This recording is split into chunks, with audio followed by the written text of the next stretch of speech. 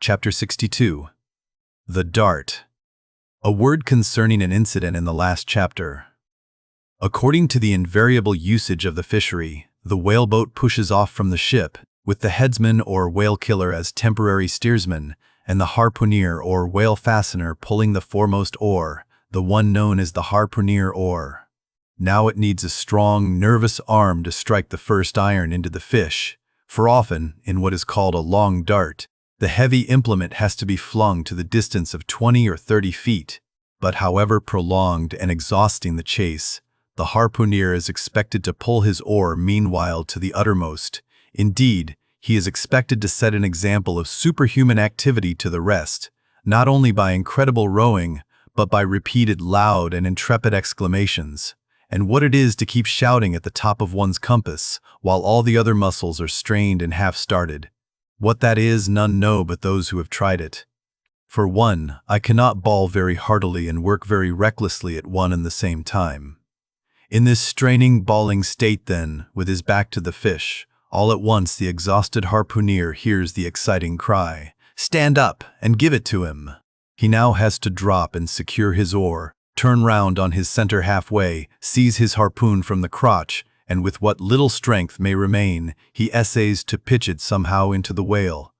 No wonder, taking the whole fleet of whalemen in a body, that out of 50 fair chances for a dart, not 5 are successful. No wonder that so many hapless harpooners are madly cursed and disrated. No wonder that some of them actually burst their blood vessels in the boat. No wonder that some sperm whalemen are absent 4 years with 4 barrels. No wonder that to many shipowners whaling is but a losing concern.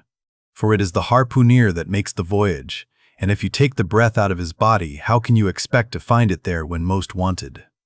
Again, if the dart be successful, then at the second critical instant, that is, when the whale starts to run, the boat header and harpooner likewise start to running fore and aft, to the imminent jeopardy of themselves and everyone else.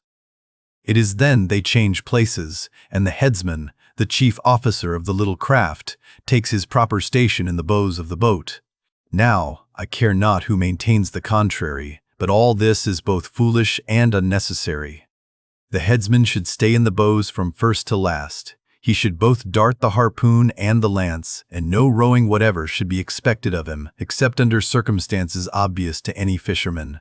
I know that this would sometimes involve a slight loss of speed in the chase, but long experience in various whalemen of more than one nation has convinced me that in the vast majority of failures in the fishery, it has not by any means been so much the speed of the whale as the before described exhaustion of the harpooner that has caused them. To ensure the greatest efficiency in the dart, the harpooners of this world must start to their feet from out of idleness and not from out of toil.